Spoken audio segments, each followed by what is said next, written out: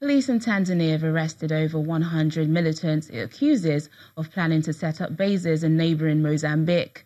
Tanzania police say they made the arrest during recent security operations in the south and east of the country after the suspects admitted they were going to Mozambique to join radical camps. There have been at least 50 suspected Islamist attacks in the north of Mozambique since October 2017. 90 people have been killed in the violence and more than 1,000 families displaced. The part of Mozambique that borders Tanzania has been plagued with violence for the past year. A group of political party members based in South Africa have collectively sent out appeals to the Independent Electoral Commission and politicians to ensure that next year's election in Nigeria are free and fair to reflect the will of the people. The multi-party forum took place in Johannesburg, and the organisers say they have reached out across party lines to make the call. Our South Africa Bureau Chief Betty Dibia reports. 4 political parties were represented at the forum. While most gave the thumbs up to the concluded primaries in the country, they jointly called for free and fair elections. I believe that the Nigerian populace deserve better.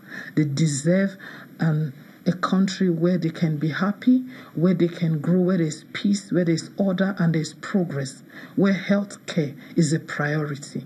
So if this is what we all want, then I believe that INEC deserves to give us a free and fair election.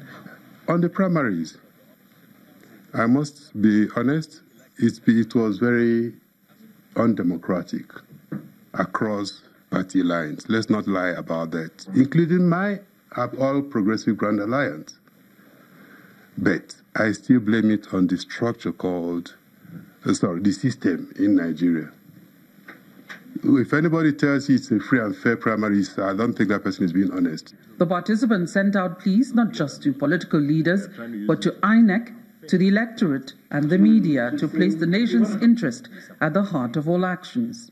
We need active citizens in Nigeria, men, women, the youth.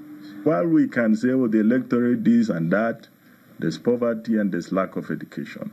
Once that improves over time, also with good leadership, you will see some of these issues will be a thing of the past.